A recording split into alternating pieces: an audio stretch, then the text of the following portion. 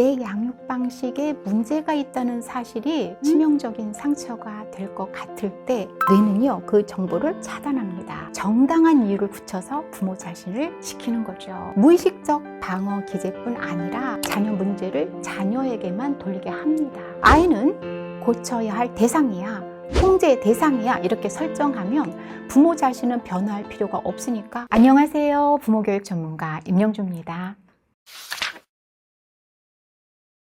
부모교육 현장과 상담에서요, 우리 애는 왜 그런지 모르겠어요. 난 저렇게 안 키웠는데요. 요즘 애들 다 그런 걸까요? 라는 말 자주 듣는데요. 부모로서 좀 잘해보고 싶다는 절실함, 그리고 생각만큼 안 되는 현실. 난 정말 잘했는데 뭐가 문제일까? 얼마큼 더 잘해야 할지 모르겠다. 이런 막막함도 전해지는데요. 제가 부모님이 먼저 바뀌어야 아이가 바뀌어요 라고 말씀드리지 않아도 다 아세요. 그런데 부모님도 바꾸고 싶은데 잘 안 되는 거죠. 하지만 아이를 변화시키고 싶다면 변하고 싶은 마음이 들도록 해야 합니다. 탓하는 순간 해결의 문도 닫혀요. 그렇다고 그래, 다 내가 잘못한 거지 이렇게 자책하자는 건 아닙니다. 아이만의 문제도 아니고요. 부모가 다 잘못 키워서가 아니라 각각의 문제로 분리해서 해결점을 찾아야 하죠. 내가 고쳐놓겠어 이렇게 문제로 접근하면 정말 안 변해요. 그래서 부모님께서 제가 바꾸고 싶도록 해야겠다라고 과감히 선언해야 합니다. 퍼스트 펭귄이 되시는 거죠. 문제를 아이에게 돌리는 데는요, 부모님들의 복잡한 심리가 엉켜 있습니다. 아이를 보면 부모가 보인다는 말도 있고요. 모든 것이 다 부모 잘못인 듯 몰고 갔습니다. 그런데 사실 아이 키우다 보면 아이 때문에 변한 부모님 많으세요. 부모도 모르게 마주하고 싶지 않은 현실을 아이에게 돌리는 일명 무의식적 방어 기제가 나오는 건데요. 내가 인정하기 싫은 걸 아이 문제로 돌리는 것. 나 안 그러고 싶은데 애가 말을 안 들어서 그래. 이렇게 하는 거죠. 부정이라는 방어 기제도 있어요. 고통스러운 현실을 거부하는 심리인데요. 내 양육 방식에 문제가 있다는 사실이 치명적인 상처가 될 것 같을 때 뇌는요, 그 정보를 차단합니다. 정당한 이유를 붙여서 부모 자신을 지키는 거죠. 그런데 무의식적 방어 기제뿐 아니라 자녀 문제를 자녀에게만 돌리게 합니다. 아이는 고쳐야 할 대상이야, 통제의 대상이야 이렇게 설정하면 부모 자신은 변화할 필요가 없으니까 그나마 편안한 상태를 유지하면서 가게 되는데, 문제가 뭐냐면 이런 태도가 부모님의 말과 행동을 결정짓습니다. 부모 말 들어야지. 네가 말 안 들으니까 이 모든 결과가 온 거야. 그러니까 엄마가 그러지 말라고 했잖아. 왜 말을 안 듣는 거야? 이렇게 모든 잘못된 결과가 부모 말 안 들어서 라고 규정하는 태도가 모든 것이 아이 잘못이라는 것으로 또 치닫게 합니다. 세대적인 특징도 있습니다. 특히 기성세대 부모님들 사이에서 나타나는 심리인데요. 본인이 자랄 때는요, 척박한 환경에서도 잘 자랐어요. 지금 비교하면서 아이들의 정서를 이해하지 못하고요, 아이 문제로 돌리는 경우가 많습니다. 사실 부모 아이 사이는요, 누구 잘못 탓 없어요. 부모는 최선을 다했고요, 아이는 크느라고 나름대로 애쓰고 있거든요. 부모님의 최선이 아이에게 억압으로 느껴졌던 부분 없는지, 지금은 아이들 위주로 키워야 해, 내 방식 잘못됐나? 이렇게 무작정 아이에게 맞춰주고 공감병에 빠지지 않게 해야 하는 겁니다. 여러분, 어떤 아이든 문제를 일으키며 큽니다. 우리 고전에도 이런 말이 있습니다. 성인도 자기 자식 가르치기 어렵다라는 말이에요. 이 말은 어느 시대나 아이들은 자라면서 실수하고 배우고 다시 실수하는 과정을 반드시 거친다는 거죠. 그럴 때 부모가 넌 도대체 뭐가 되려 곡을 닮아서 이렇게 탓하는 말이나 내가 뭘 잘못했길래 이렇게 자책하는 말 하지 않는 발전적인 태도가 중요합니다. 적절히 공감하고 단호하게 훈육하는 균형 육아를 하는 것이 중요합니다. 훈육을 안 한다면 아이는 울타리 없는 광야에 홀로 내버려진 상태가 됩니다. 장기적으로 정서와 사회성에 심각한 결함이죠. 무면허 운전자가요, 브레이크 없는 자동차를 몰고 가는 걸 상상해 보세요. 아이 기죽을까, 관계 안 좋아질까, 훈육 못 한다면 그건 방임입니다. 기죽이고 자존감 낮추고 관계도 망가뜨리는 훈육 방식도 분명히 있어요.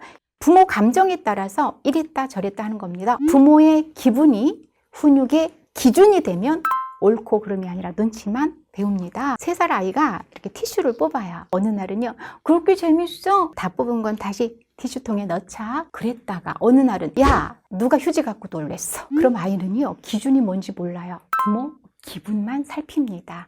적절한 훈육 방법, 휴지는 필요할 때만 쓰는 거야.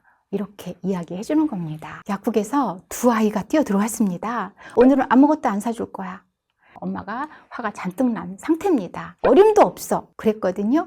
근데 아이가 이렇게 말했어요. 엄마, 다음엔 말 잘 들을게. 응? 알았어. 그럼 한 개만이야. 이랬다 저랬다 갈피 없는 훈육 아닙니다. 참다가 폭발하는 훈육도 있잖아요. 손주 돌봐준 할머니가 계셨어요. 어느 날 물컵에다 반찬을 넣고 계속 장난을 합니다. 안 돼, 안 된다 이렇게만 얘기했거든요. 근데 어느 날은 이렇게 얘기한 겁니다. 할머니가 안 된다고 했다 확 뺏으면서 얘기한 겁니다. 이때 손주가 기억하는 건요, 장난친 행동이 아니라 할머니, 어른의 분노만 기억하는 겁니다. 어느 날 아이가 집으로 들어오면서 가방을 휙 던져 놓으며 얘기합니다. 학원 가기 싫다고. 엄마가 이렇게 말해요. 그래, 내 마음은 알겠어. 공감이죠? 가기 싫어서 어떡하지? 여기까지 끝나면요, 아이는 이 행동은 해도 괜찮다고 생각합니다. 훈육은 내 마음은 이해하지만 내 행동은 이러해야 한다는 것을 알려주는 겁니다. 기준을 알려주고 넘지 않을 안전선을 지켜서 아이가 안전하고 건강하게 살아가는 기준을 안내해 주는 겁니다. 감정적인 훈육이 전달하는 메시지가 있어요. 너 때문에 화가 나. 너는 잘못된 아이야. 라는 메시지입니다. 원칙 있는 훈육이 전하는 메시지가 있습니다. 이 행동은 위험해. 하면 안 되는 거야. 약속은 지켜야 해. 부모가 통제력을 잃고 감정에 휘둘리면요, 아이는 반성보다 억울함과 공포를 느끼지만 단호한 원칙을 알려주는 훈육을 하면 아이는 자신의 행동을 돌아보고 올바른 가치관 형성합니다. 훈육을 핑계로 감정적으로 대하면 장기적으로 부모와의 관계는요, 악화되고요. 원칙 있는 단호한 훈육을 하면 부모가 가르치려고 하는 가치가 제대로 전달됩니다. 결론적으로 감정적인 훈육은 훈육이 아니고요. 그건 혼내기를 넘어서 정서적 학대로 이어질 위험이 있습니다. 사춘기 아이들 훈육은요, 안전과 통제에서 존중과 협상으로 달라져야 돼요. 아이 나이에 따라서 언어 발달이 다르고 인지 발달이 달라서 받아들이는 속도와 양이 차이가 있는데요. 사춘기 이전과 사춘기 훈육 방식의 차이 한번 알아보면요, 유아기에서 아동기 훈육, 이때는 올바른 습관 그리고 안전 중심으로 해서 행동 수정이 목표입니다. 뭐가 옳고 그른지 구체적으로 가르치는 훈육이에요. 그래서 흔히 하는 것이 이렇게 해야 해, 하면 안 되는 거야, 이런 기준과 원칙을 가르치는 훈육을 합니다. 사춘기 훈육은 달라요. 사춘기 발달에 대한 이해 없이 훈육이 불가한데요. 이때는 정서적으로 독립하려는 욕구가 강합니다. 자기 결정을 아주 중요하게 생각해요. 그래서 가르친다가 아니라 어떻게 해요? 일깨운다 라는 방법으로 행동 수정보다는 네 선택엔 책임이 따른다라는 걸 배우도록 훈육해야 할 겁니다. 왜냐하면 이미 우리는 10세 이전의 아이들한테 많은 걸 가르쳐 줬거든요. 그래서 너가 알 거야 라는 전제로, 그렇지만 잘 안 될 때도 있어, 이런 마음으로 하면 아이는 책임 중심으로 받아들일 수 있습니다. 만약에 사춘기 이전에 감정적 훈육을 했거나 훈육 못하면요, 심각한 문제로 드러납니다. 어릴 땐 무서워요. 그래서 복종했어요. 힘의 균형이 바뀌었어요. 사춘기가 됐어요. 그동안 쌓인 분노, 폭발, 그리고 심리적 단절 택합니다. 대표로 나오는 게 반항과 분노, 공격성이에요. 부모가 화내요. 아이도 똑같습니다. 아니면 더 큰 화로 맞대응합니다. 말에 옳고 그름 관심 없어요. 기싸움합니다. 그리고 예전에 부모가 한 것처럼 소리 지르고요, 위협적 태도로 대듭니다. 심리적 단절 택해요. 왜요? 말해봤자 이런 심리가 있기 때문에 방문 닫아요. 대화 거부합니다. 부모는 아이 삶에 영향력을 끼칠 수가 없습니다. 훈육 제대로 못 받으면요, 자아 정체성 혼란입니다. 부모 감정에 휘둘리며 자란 아이, 기준 규칙 없이 자란 아이는요, 자아 정체성 형성이 아주 미약해요. 외부적 유혹에 흔들려요. 타인에게 지나친 의존성 보입니다. 아무리 사춘기 이전에 훈육이 훌륭했어도요, 사춘기는 사춘기입니다. 사춘기 아이 뇌는요, 감정에 매우 민감하게 반응해요. 부모가 감정적으로 대응하면 아이 뇌는요, 전투태세를 갖춰요. 대화 자체가 불가능해집니다. 지금 어른으로 가는 길목인데 어떻게 평탄하기만 하겠니? 너도 잘하고 싶을 거야 라는 이해와 믿음을 보여주면요, 아이는 평생 그런 부모를 존경하고 사랑합니다. 사춘기 반항기다, 사춘기가 되더니 삐딱해졌다, 이런 얘기 진짜 많이 하죠. 이게 왜 그러냐면 전형적인 사춘기 특징이거든요. 부모의 훈육, 쓴소리 곱게 받아들일 리가 없습니다. 자신에 대한 공격으로 받아들여요. 신체적인 발달도 사실 놀라운데 뇌는요, 지금 혁명이 일어나고 있습니다. 보통 이 시기를요, 뇌의 리모델링 시기다, 재건축 시기다 이렇게 말해요. 이성적 판단과 조절을 담당하는 전두엽이 공사 중이에요. 감정 엔진은요, 풀 가동되는데 전두엽 기능은 지금 공사 중이라서 굉장히 미약해요. 편도체가 과잉 활성화될 수밖에 없죠. 그러니까 그냥 한 말이에요, 부모는. 그런데 완전히 공격이나 비난으로 받아들입니다. 방 청소 좀 해.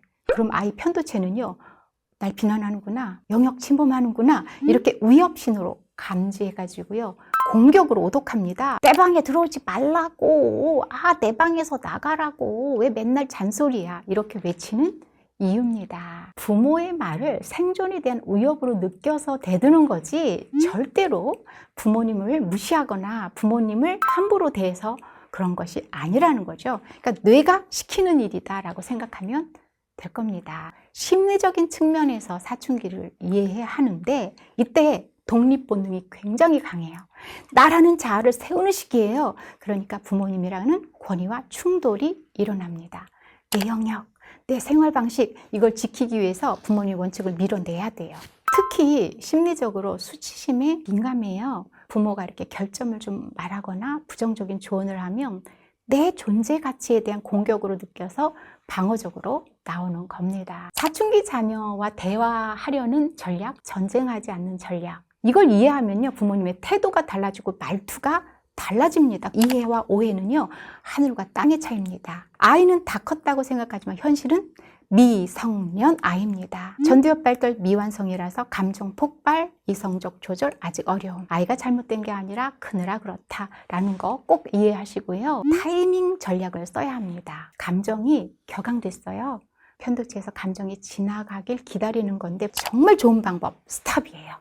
말만 멈춰도 절반은 성공입니다. 독립 욕구를 인정해야 됩니다. 자꾸 이걸 건드리지 말고요. 제일 좋은 방법으로 질문으로 주도권 넘기는 방법을 추천합니다. 그렇게 하지 말랬지 이게 아니라요, 어떻게 하면 좋을까? 내 생각은 어때?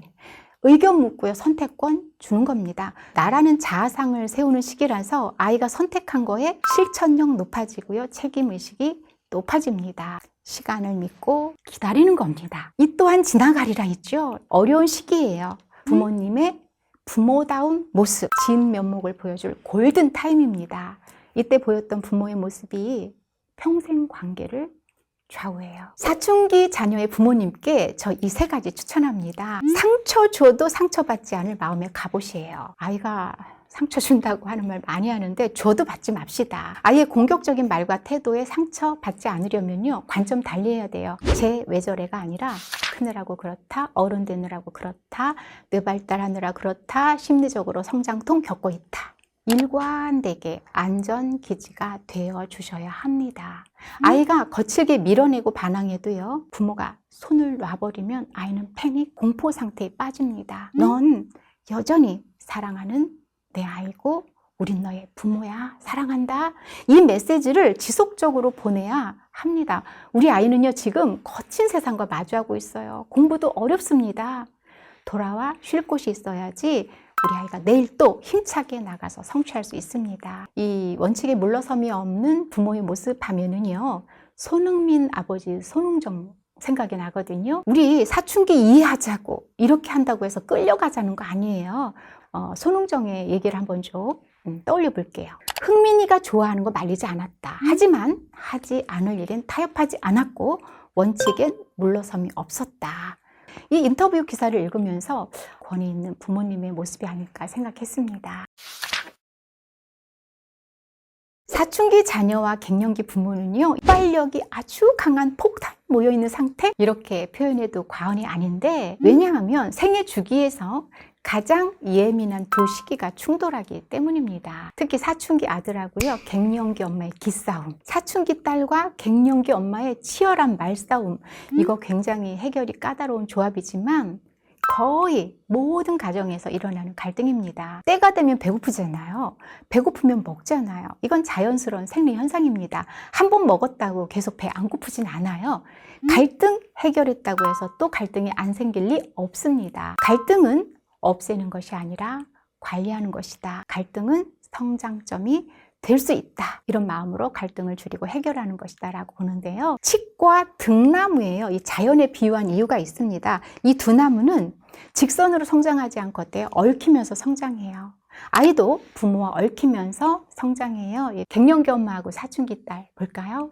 특징 알아야 됩니다. 엄마 어때요? 호르몬 분비로 신체적인 변화가 극심해요. 감정 조절 어렵습니다. 딸 호르몬 변화 있죠? 뇌의 리모델링 공사 있죠? 학업과 친구 이런 복합적인 문제로 극도로 예민한 시기입니다. 부모님의 용기가 필요해요. 내가 지금 몸이 힘들어서 평소보다 예민해라고 솔직히 고백하는 용기예요. 너한테 화내는 게 아니라 내 문제야 라고 엄마의 문제임을 인정하는 겁니다. 감정이 격해질 때 너 지금 엄마한테 이게 아니라요. 잠깐 지금 멈추자. 30분 뒤에 어때? 이렇게 말하는 건데 사실 엄마도 지금 쉽지 않아요. 그런데 왜 부모냐? 부모는 어른이거든요. 아이는 지금 자기도 심해, 멈춰야 하는 거 알아요. 하지만 안 되는 겁니다. 부모는 가능하세요. 가능한 분이 하는 거죠. 이때 가족의 역할이 굉장히 중요하죠. 아빠 역할, 에어백 역할 해야 됩니다. 누구한테도 편들지 말고 완충 역할 해야 되는데 엄마한테 왜 그러냐, 당신은 왜 애하고 싸우냐 이러면요, 이거 불화를 키우는 겁니다. 저는 이때 아빠의 역할이 굉장히 중요하다고 생각하는데 아빠 역할보다는 남편 역할에 좀 집중하라는 말씀을 드리는데 아내의 정서와 건강을 먼저 챙겨줘야 돼요. 사춘기 아이들은요, 부모 사이가 나쁘면 그 틈을 타서 더 반항하거나 불안해합니다. 아내 편이 되어주면서 정서적 에너지를 채워주면 아내가 아이 대할 때 좀 더 너그러워져요. 여보 오늘 힘들었지? 내가 저녁 할까? 오늘 시켜 먹을까? 이 정도면 좋을 것 같습니다. 관계 개선 결코 늦은 때란 없습니다. 첫 번째는요, 뇌의 가소성입니다. 여러분 알다시피요, 뇌는 죽을 때까지 변합니다. 예전에 그런 말들 하셨어요. 뭐 사람 죽을 때까지 안 변한다. 뭐 죽을 때가 됐나? 왜 저러나? 이런 말 하는데 그거 옛말입니다. 현대 뇌과학이 증명한 신경 가소성 원리가 증명하고 있습니다. 만약에 잘못된 훈육을 많이 해왔더라도 늦지 않았어요. 특히 잘못된 훈육을 했다는 건 이미 아이가 사춘기가 됐다는 얘기거든요. 사춘기 뇌는요, 지금 성인 뇌로 진행하는 과정이에요. 그래서 변화에 민감해서 부모님이 일관되게 새로운 모습을 보여주면 안정과 신뢰 신호를 새롭게 구축하기 시작합니다. 늦지 않았던 이유는 자녀의 본능적인 갈망이에요. 사랑을 원해요. 아이들은 사랑하고 싶고 사랑받고 싶어요.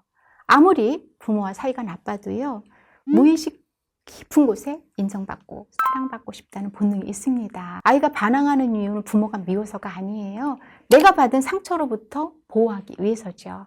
부모가 진심으로 사과하고 안정된 모습을 보여주면 아이의 방어 기제는 서서히 해제되고요. 지금 이 변화가 과거를 재해석하게 합니다. 인간의 기억은요, 고정된 데이터가 아니래요. 현재의 감정에 따라서 재편집이 된다고 합니다. 그래서 부모님이 변하면 과거에 아팠던 기억이 있었어도 와, 부모님이 실수한 거였구나 라고 재해석할 수가 있습니다. 저는 우리에게 이런 질문을 해야 된다고 생각해요. 진심으로 아이를 위한 거였나? 라는 거예요. 아이는 날 보면서 우리 부모님처럼 되고 싶다고 할 만큼 본보기가 되고 있는지, 이 질문을 우리에게 한다면 훨씬 지혜로운 부모로서 지금 이 순간들을 자녀하고 근사하게 지낼 수 있을 거라고 생각합니다. 만약에 부모로서 실수한 게 있다면요, 내가 나쁜 부모인가 라는 자책보다는 인정하고 사과하는 용기를 내야 하고요. 그리고 부모 자신도 다독여주고요. 추스려야 해요. 지나간 시간 돌아오지 않는데 후회하고 반추하느라고 아까운 시간을 흘려보내지 않아야 한다는 거죠.